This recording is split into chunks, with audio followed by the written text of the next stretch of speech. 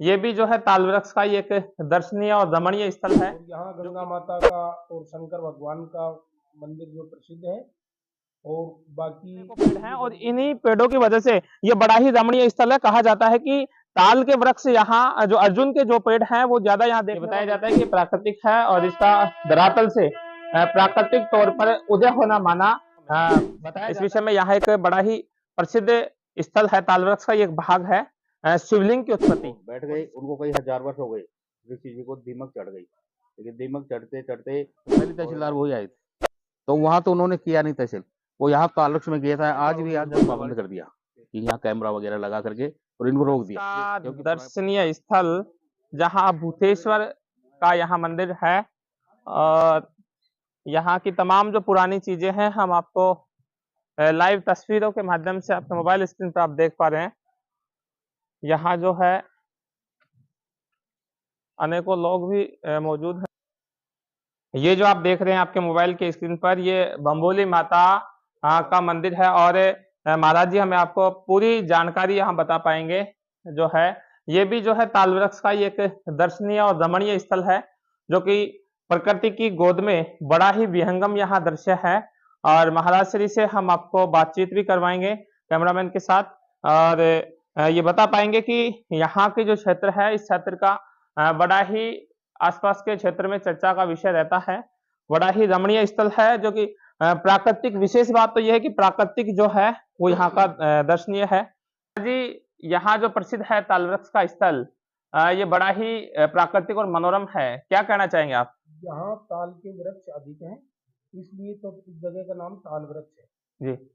और ताल वृक्ष यानी ताल के वृक्ष का मतलब ताल अर्जुन वृक्ष जो बोलते जी। हैं, अर्जुन छाल हार्ट में काम आने वाली। हमें दिखा सकते हैं आप वो वृक्ष जो अभी? हाँ जी, वो सामने है जी। वो दिखाएंगे आपको। और इन्हीं के नाम से ताल वृक्ष है जगह। और यहाँ गंगा माता का और शंकर भगवान का मंदिर जो प्रसिद्ध है। और बाकी ये बम्बोली माता का मंदिर है जो खंडेल वालों के 5 गोत्रों की कुलदेवी है जी। और ये इधर राधा कृष्ण जी का मंदिर है जी। और यहाँ दूर दराज से पंडित लोग भगत लोग ये आते हैं और पूजा अर्चना 5-5 दिन 11-11 दिन का अनुष्ठान होते हैं। ऐसे धार्मिक स्थल पर पहुंचना और दर्शन करना मानव के लिए कितना आप उत्तम समझ पाते हैं? इसके लिए बहुत ज़्यादा महत्व है। कार्तिक और वैशाख में ज़्यादा भीड़ रहती है यहाँ। और यहाँ के पानी में नहाने से चर्म रोग समाप्त हो जाते हैं। यहाँ जैसे राजा महाराजा की भी कोई प्राचीन स्थली बताई जाती है। ये जो छतरियाँ हैं ये पुराने टाइम की हैं, राजा महाराजाओं की हैं। और जो मंदिर गंगा माता का है और शंकर भगवान का है ये भी राजा महाराजा से भी पहले का है, मांडव ऋषि जी के टाइम का। आपका नाम महाराज जी? मेरा नाम पंडित महेश शर्मा। ये थे हमारे साथ पंडित महेश शर्मा जी। देख ये जो प्रसिद्ध है स्थल है ताल वृक्ष आप आपके मोबाइल स्क्रीन पर लाइव आप देख रहे हैं। ये जो बड़ा सा जो पेड़ दिखाई दे रहा है ये जो बड़ा सा जो पेड़ दिखाई दे रहा है मैं आपको दिखा रहा हूँ। ये जो कैमरामैन से निवेदन करूंगा ये जो खजूर का जो पेड़ है मेरी तरफ दिखाएं। कैमरामैन से निवेदन करूंगा कि ये जो खजूर का पेड़ है जस्ट इसी के पीछे जो ये बड़ा आप पेड़ देख पा रहे हैं ऐसे तमाम यहाँ अनेकों पेड़ हैं और इन्हीं पेड़ों की वजह से ये बड़ा ही रमणीय स्थल है। कहा जाता है कि ताल के वृक्ष यहाँ जो अर्जुन के जो पेड़ हैं वो ज्यादा यहाँ देखने को मिलते हैं।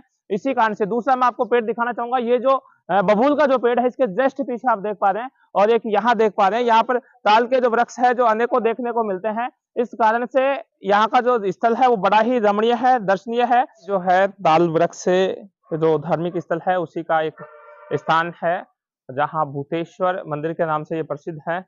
यहाँ शिवलिंग भी देखने को मिल रहा है और तमाम यहाँ माना जाता है कि प्राकृतिक जो शिवलिंग है मैं कैमरामैन से निवेदन करूंगा जो प्राकृतिक जो शिवलिंग है ये यहाँ बताते हैं। इनकी और अधिक महत्वता के बारे में हम यहाँ जो उपस्थित महाराज हैं उनसे चर्चा करेंगे। ये बताया जाता है कि ये प्राकृतिक है और इसका धरातल से प्राकृतिक तौर पर उदय होना माना बताया जाता है कि इस प्रकार से इनका जो है इस शिवलिंग का उत्पत्ति हुई है।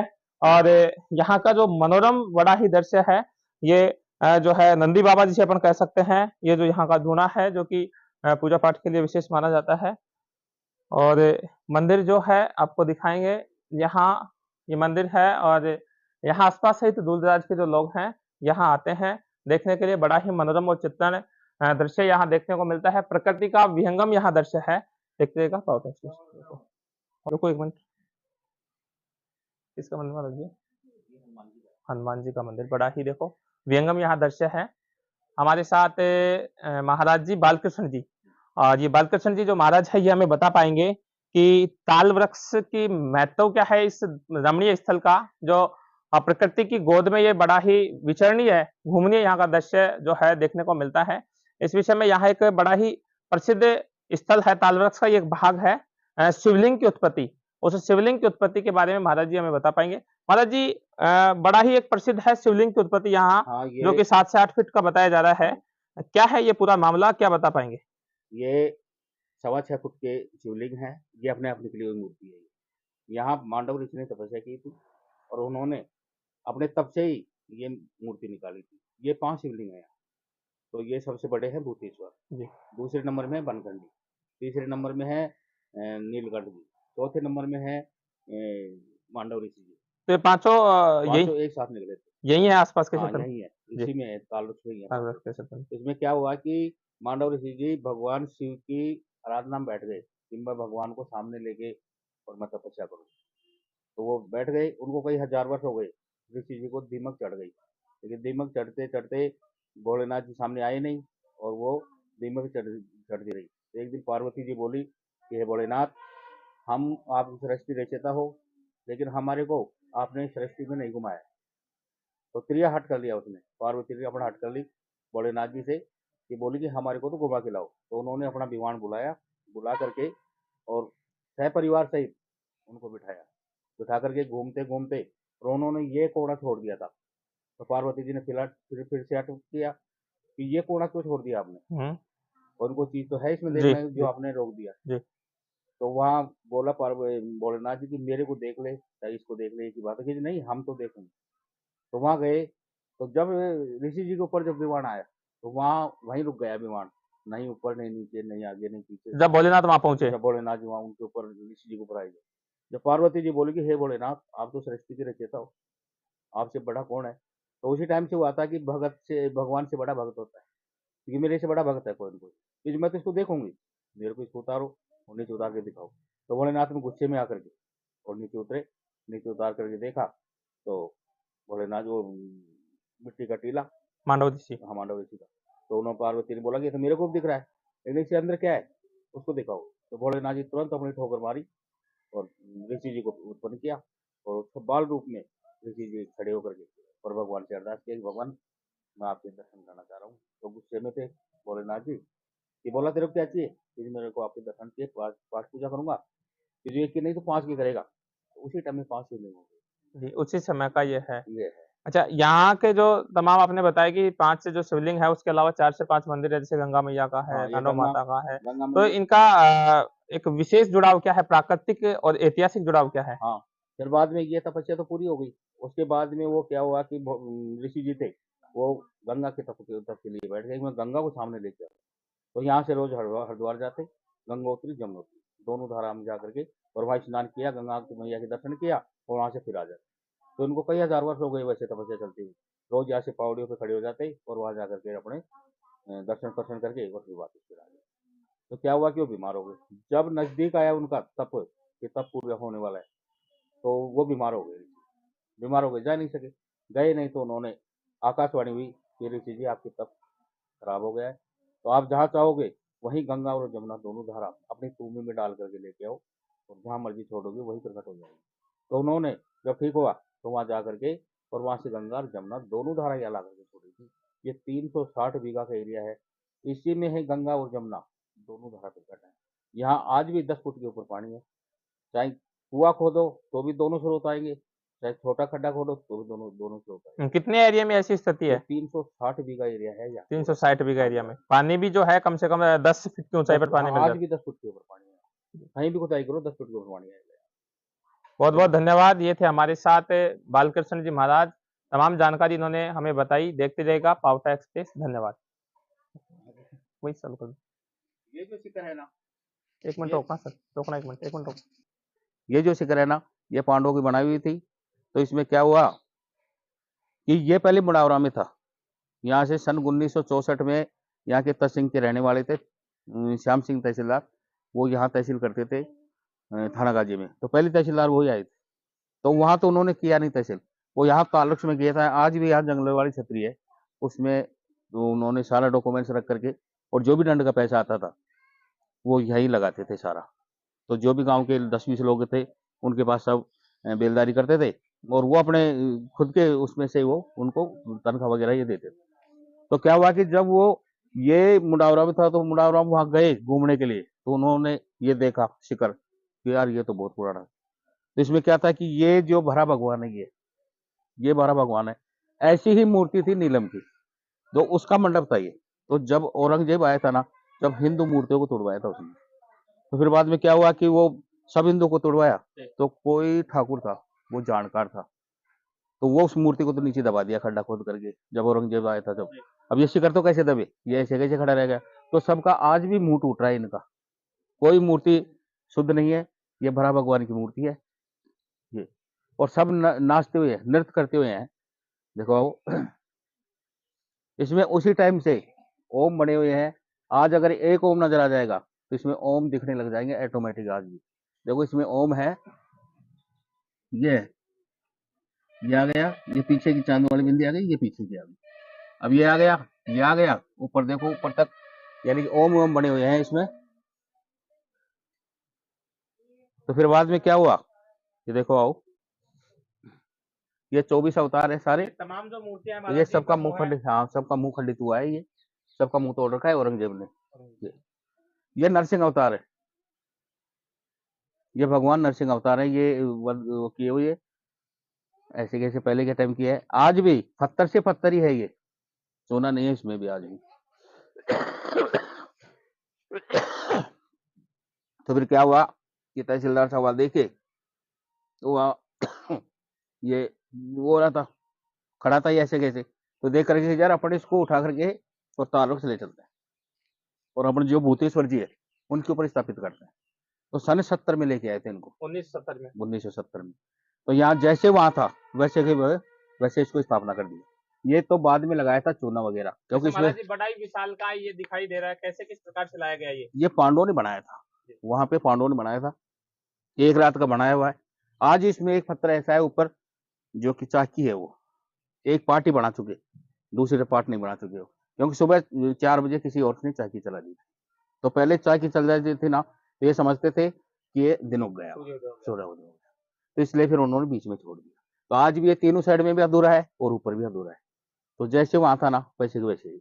तो जैसे महाराज जी इसको यहाँ लेकर आए थे, वो किससे लेकर आए थे, इतना विशाल का ये जो है? ये टुकड़ों में लेके आए थे इनको। अच्छा, टुकड़ों में ये लेके। यहाँ से और यहाँ तक एक ज्वाइंट है, यहाँ से वहां तक एक ज्वाइंट है, ऐसे ज्वाइंट है। अब ये पत्थर है, ये यहाँ से और वहां तक ये ज्वाइंट है पत्थर सारे।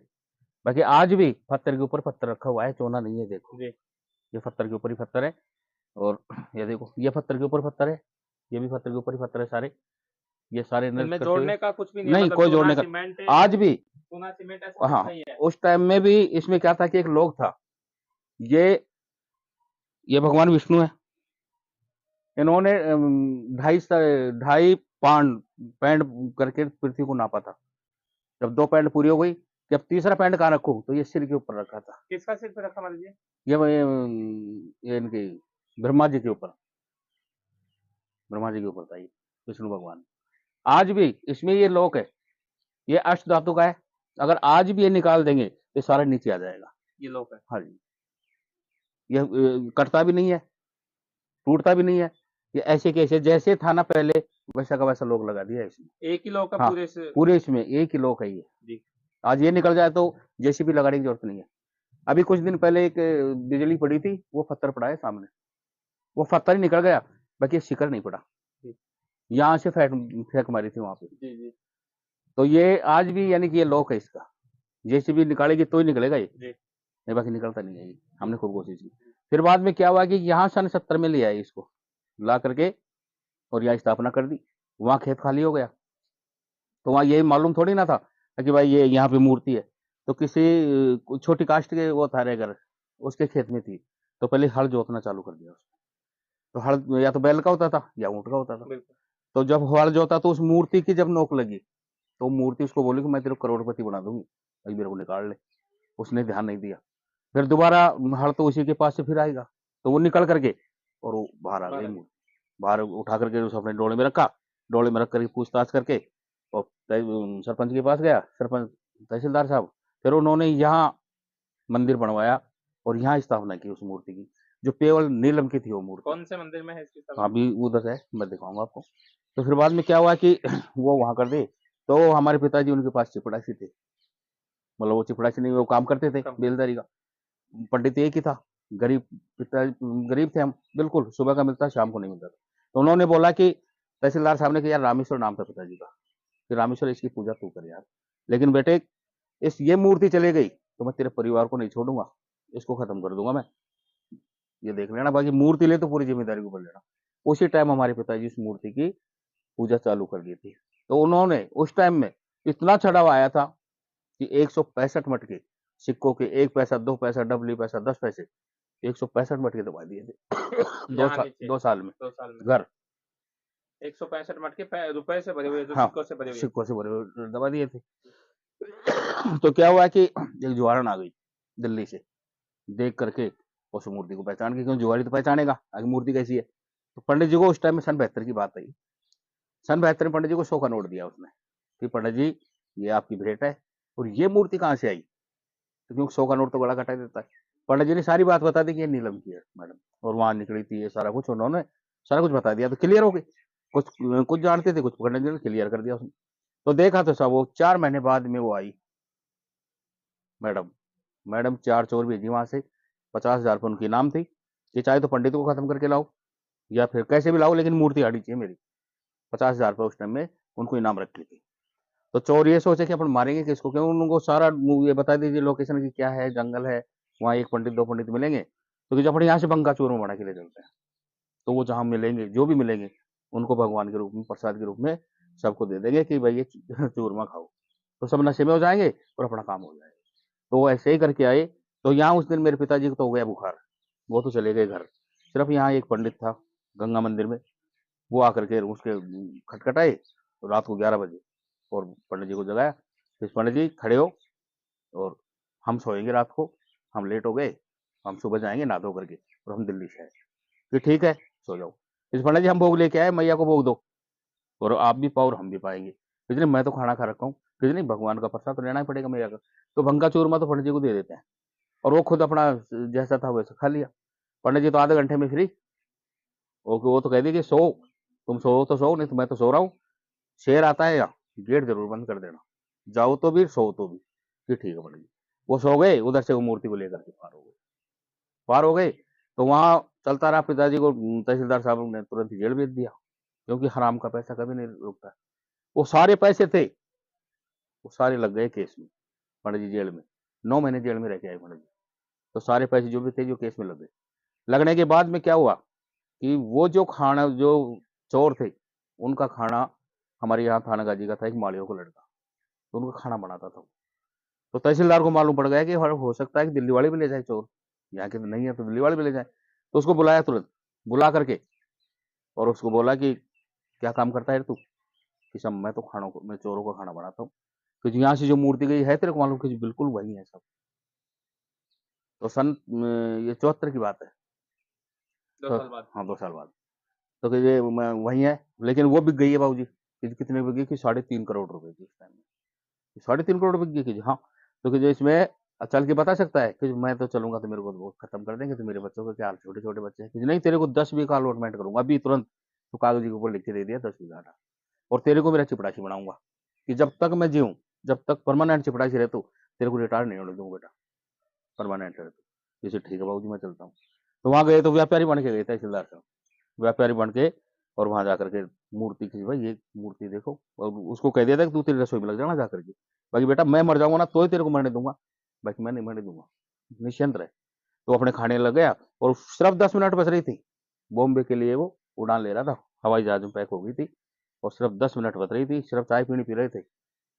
वहां से फिर चल दिए। जा करके इतने देर में तहसीलदार साहब पूछे कि सब मूर्ति जी है, कि जो उनको एक से बढ़ के एक मूर्ति दिखाई, कि जो नहीं, जो ताल्लुक से आई है, कि नहीं वो तो बिक गई, कितने की, 3.5 करोड़ रुपए की, 4 करोड़ पकड़, तो 4 करोड़ की अठे भर के ले चले गए। तो तुरंत उन्होंने पैसा फेंका और वो तुरंत ही वो मूर्ति दिखा दी, वहीं छापा मार दिया। वो मूर्ति वापस स्थापित कर दिया। हाँ नहीं, स्थापित नहीं, उसको खंडित कर दिया। देखो थोड़ी सी और है, तो इसमें क्या हुआ कि फिर वो मूर्ति पकड़ी गई, पकड़ने के बाद वो दिल्ली रख दी। उस टाइम में इंदिरा गांधी जी थी अपने यहाँ प्रधानमंत्री। तो उन्होंने देखा कि इंदिरा गांधी जी 2-3 महीने बाद में वो गए तहसीलदार साहब, कि तेरे को नौकरी किसने लग रखा है, जहाँ मर्जी मेरे पीछे नौकरी कर रहा है, तो ये मूर्ति मेरी है और मेरी रहेगी। तो सन 75 से और 2008 तक अलवर और दिल्ली की केस चला था। जब 2008 में अलवर आई वो मूर्ति। हाँ, तो उसने इंदिरा गांधी जी ने एक अंगुली तोड़ करके और उसकी नग बनवाया था, और वो 11 साल में इंदिरा गांधी जी को फ्री कर दिया था, वो नग नहीं किया था, क्योंकि ये नीलम है, किसी को शूट करे या ना करे, तो उनको शूट नहीं की उसी के भाग से। उसी के से। अभी जैसे दर्शक उस मूर्ति को देखना चाहें तो कहाँ मिलेगी वो? वो अलवर है, कचेड़ी में है, बिल्कुल सामने सामने वही है। आज मेरे पिताजी के नाम है रामेश्वर दयाल शर्मा मुडावरा, आज भी नाम है उनका। बहुत बहुत धन्यवाद तो महाराज ये जी। है, यह इसी करके है ये। और यहाँ ताल वृक्ष नाम क्यों पड़ा कि यहाँ ताल के पेड़ है, सबसे बड़ा ताल का पेड़ वो है सामने, सबसे बड़ा है ये उसी टाइम का है, पांडवों का टाइम का। इसका जो छिलका है, इसका जो बकल है, वो हार्ट में काम करता है, हृदय रोग में। हृदय रोग में। तो इनको लोग बहुत कुछ ले जाते हैं, लेकिन अब जंगलात वालों ने इसके ऊपर पाबंद कर दिया कि यहाँ कैमरा वगैरह लगा करके, और इनको रोक दिया, जी। क्योंकि प्राचीन चीज है, पुरानी चीज है, आज ये चीज नहीं मिलेगी। ताल 2 ही जगह है, ताल भोपाल में और ताल वृक्ष में। मध्य प्रदेश के भोपाल में। हाँ हाँ, मध्य प्रदेश भोपाल में 2 ही जगह ताल है, बाकी ताड़ है, ओरिजिनल तो यही है। तो ये ताल वृक्ष की कहानी है। और ये बहुत बहुत धन्यवाद। ये थे हमारे साथ महाराज बालकृष्ण जी, जिन्होंने तमाम जानकारी हमें बताई है इस ताल वृक्ष के जो मंदिर है अनेकों, उनकी स्थापना से लेकर और अब तक की जो है इन्होंने कहानी बताई है। ये यहाँ के पुजारी जो हैं, पुजारी के रूप में यहाँ काम कर रहे हैं। इनके पिताजी जो रामेश्वर हुआ करते थे, उन्हीं के कार्य प्रणाली के दौरान यहाँ पर इस मंदिर की जो है स्थापना की गई है। देखते रहिएगा पावटा एक्सप्रेस। धन्यवाद। जितेंद्र प्रजापत, कैमरामैन लालचंद के साथ। जय जय